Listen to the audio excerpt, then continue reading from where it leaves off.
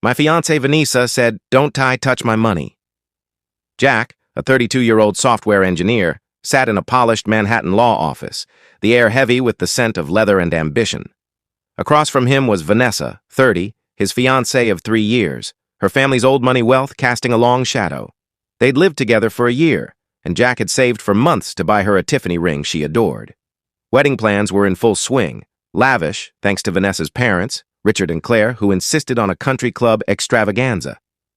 Jack was footing the bill for the photographer, band, honeymoon, and a $15,000 non-refundable deposit on a floral lighting package Vanessa loved. But today, a prenup meeting had been called, proposed by Richard as standard for families like ours. Jack wasn't thrilled, but agreed to hear it out. The room felt stifling as Richard, Vanessa, and 2 lawyers faced Jack and his attorney, Alan. Vanessa avoided Jack's gaze, her fingers twisting the Cartier bracelet he'd gifted her. The lawyer droned about protecting Vanessa's premarital assets, family trusts, inheritances, gifts, all locked away as hers alone. Fair enough, Jack thought. Her family's wealth was theirs to guard. But then the terms shifted to future earnings. Anything Vanessa earned or received during the marriage would remain exclusively hers. Jack's income, however, was labeled marital property, subject to division, with clauses that creatively restricted his access to her larger income stream. If Jack started a business, Vanessa could claim a share of its success. Her ventures? Untouchable. A clause even barred Jack from spousal support no matter the circumstances. Jack's lawyer, Alan, raised an eyebrow. "This feels one-sided," he said cautiously. Richard chuckled. "Just protecting our girl, Jack understands." Jack waited for Vanessa to speak, to affirm their partnership. Silence. Her eyes stayed on her bracelet. Finally, Jack spoke, his voice steady despite the cold knot in his chest. "Vanessa, are you okay with all this?"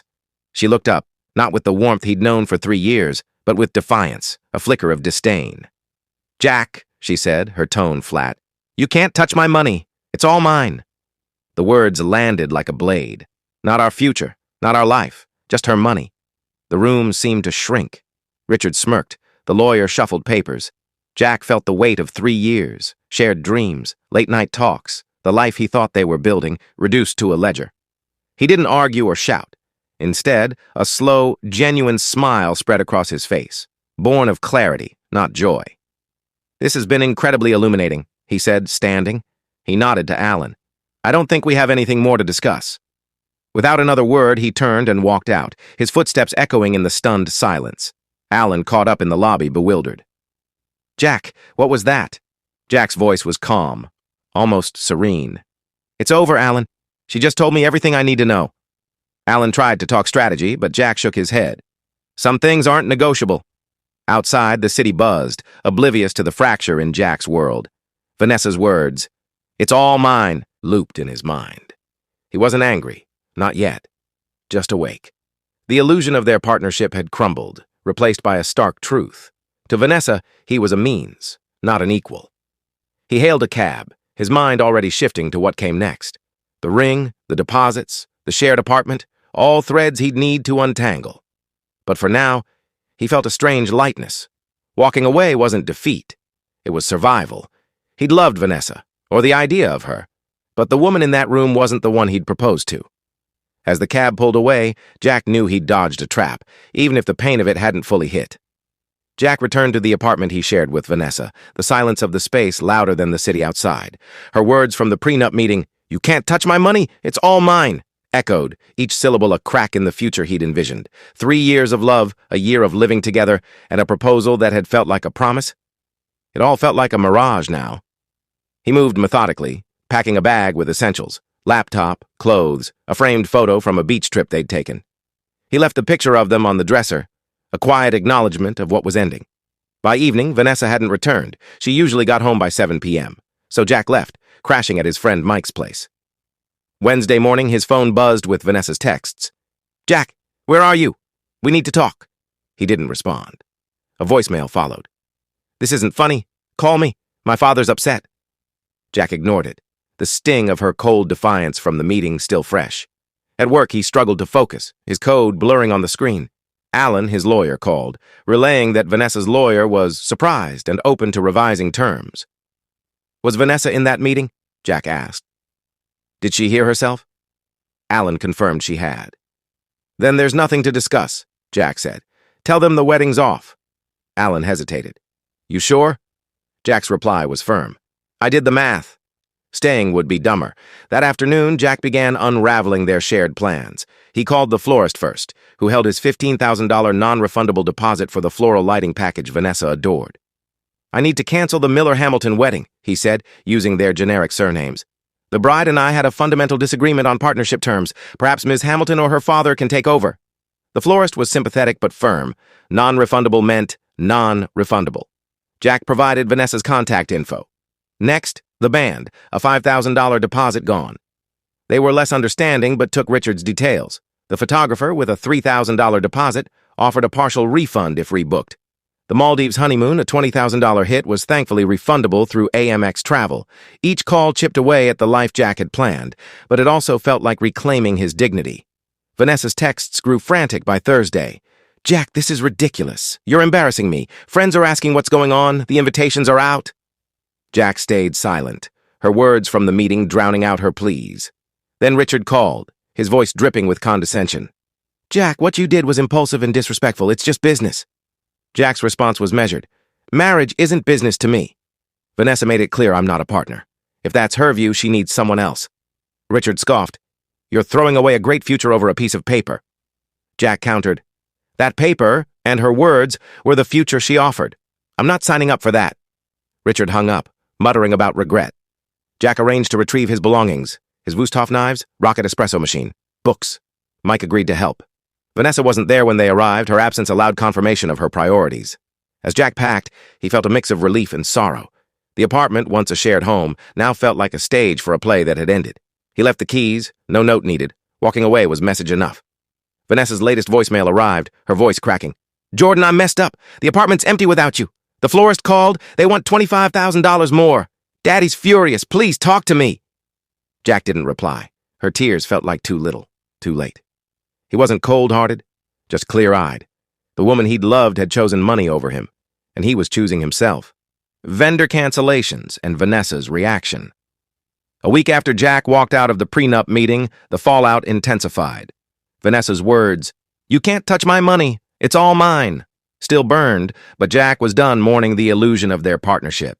He'd canceled the wedding's major vendors, a $15,000 floral deposit, a $5,000 band deposit, a $3,000 photographer fee, all non-refundable, and a refundable $20,000 Maldives honeymoon. Each call had been a step toward freedom, passing responsibility to Vanessa and her father, Richard, whose contact details Jack provided. Now, at Mike's apartment, Jack's phone buzzed relentlessly. Vanessa's texts had shifted from confusion to desperation. "Jack, you're embarrassing me. Our friends are asking questions. The invitations are out. My mother's having a fit." A voicemail followed, her voice trembling. "The florist called Mom.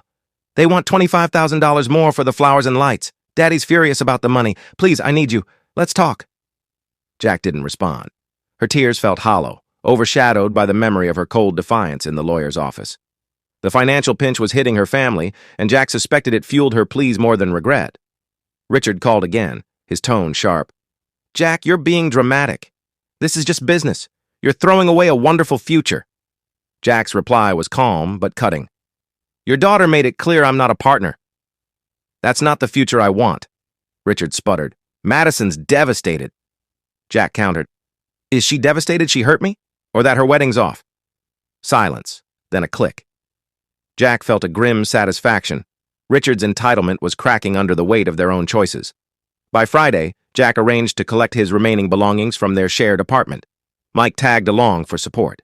Vanessa wasn't there, but the space felt like a ghost of their past, empty, cold, stripped of warmth. Jack packed his all-clad pan, books, a winter coat, and his rocket espresso machine, each item a reminder of the life he was reclaiming. On the fridge, where their photos once hung, was a wedding invitation scrawled with, "You're a jerk," in red marker. Jack smirked, dropping the keys with the doorman. No note was needed. His absence was the message. Vanessa's texts grew sharper. "Jack, this has gone on long enough. I said I was sorry. Are you throwing everything away over a misunderstanding?" "A misunderstanding?" Jack nearly laughed. Her "it's all mine" was no slip. It was her truth. Then Claire, Vanessa's mother, left a chilling voicemail. "Jack, you're ruining Vanessa's reputation. Those deposits you walked away from? We're facing huge losses. Richard's considering his options. The veiled threat only hardened Jack's resolve. He'd paid those deposits for a wedding Vanessa's greed derailed. Let her family deal with the consequences. Jack began untangling their shared finances. The apartment's utilities, internet, electricity, were in his name on autopay.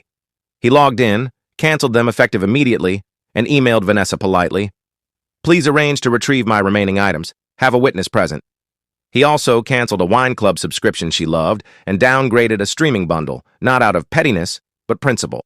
Her all-mine philosophy extended to bills, too. Her reply was furious. Really, Jack?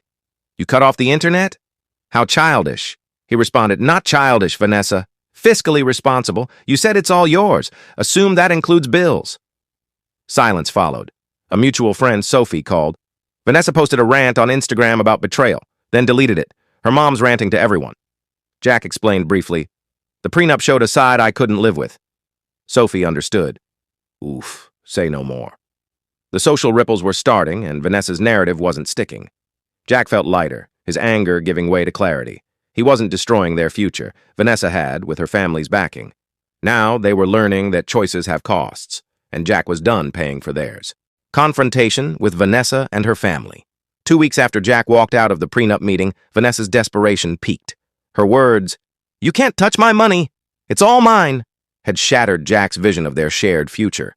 And he'd responded by canceling wedding plans and utilities, leaving her family to face the financial fallout.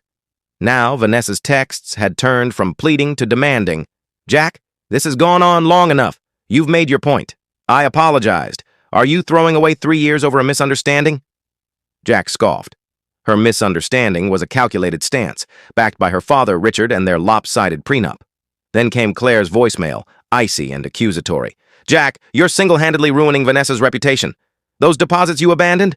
We're facing substantial losses. Richard's considering his options regarding your commitments. The threat was clear, but Jack's resolve was stronger. He'd paid those deposits for a wedding Vanessa's greed had torpedoed. Midweek, Vanessa ambushed him at his office, a sleek tech firm far from her usual haunts. Jack found her charming the receptionist, her smile forced. Jack, there you are. Just in the neighborhood. He wasn't buying it. This isn't the place, Vanessa. They moved to an empty meeting room, the air tense. Look, she said, her tone softening. You were mad. I was stupid. Dad was an ass. Let's move past this. Call the vendors. Say it's back on. No harm, no foul. Jack's eyes narrowed. You said my contributions meant nothing, Vanessa. That's not no harm. She fidgeted. I was just repeating what they said. I didn't mean it. You know I love you. Jack's voice was steady. Love doesn't financially gut someone before marriage. You owned those words. It's all mine.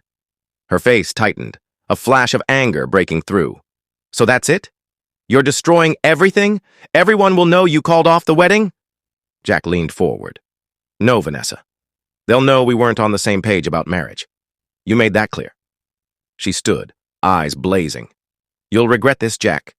You think you'll find someone who can give you the life I could? Her words dripped with entitlement, the same arrogance Jack had seen in the prenup meeting. I was building a good life, he said coolly. I don't need yours. I want an equal partner, not to be your financial accessory. She stormed out, leaving a wake of fury. Jack's anger simmered, but he stayed focused.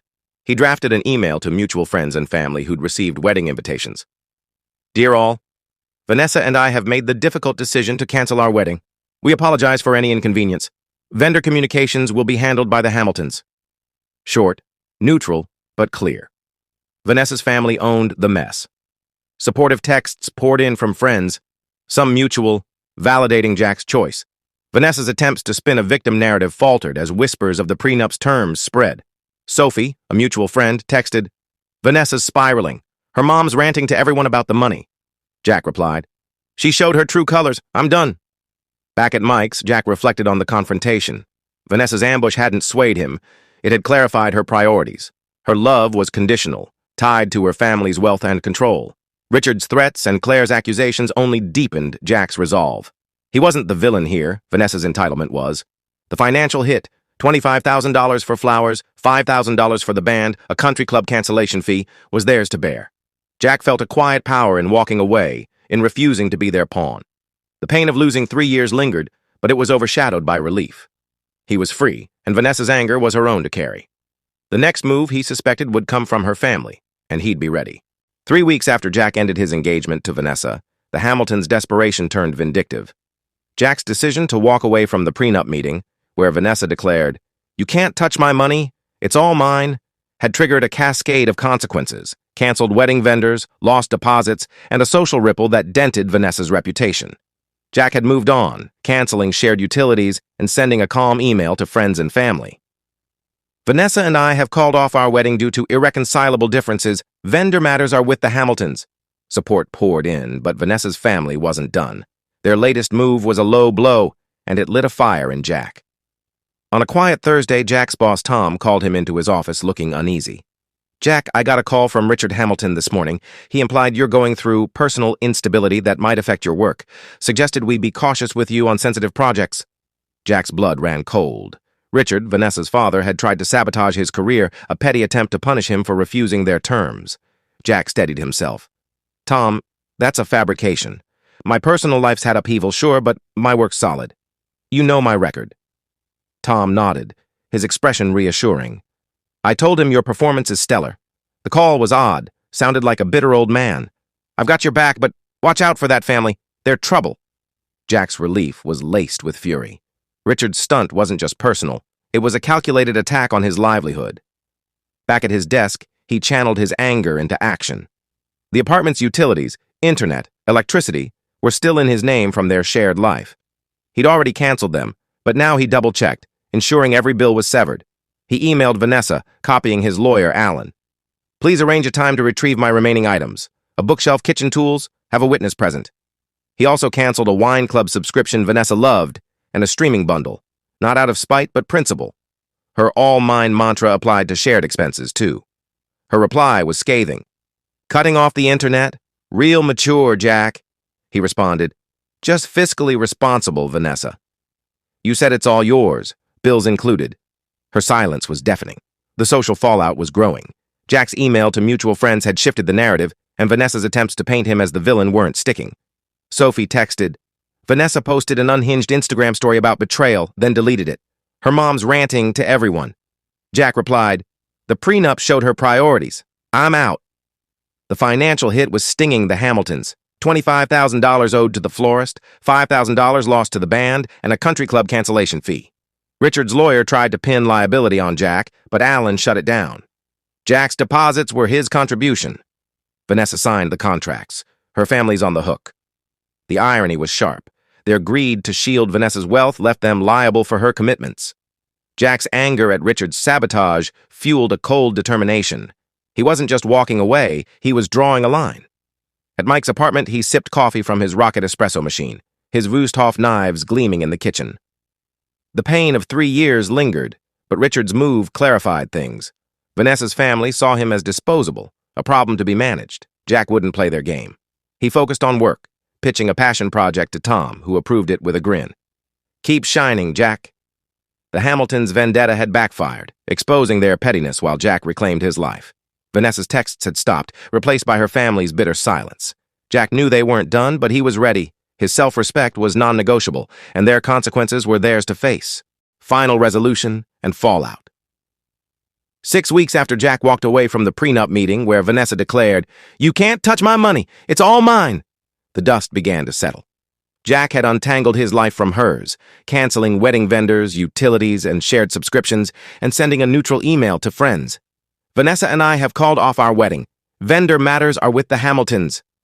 The financial and social fallout was hitting Vanessa's family hard, and Jack was finding peace in his new reality.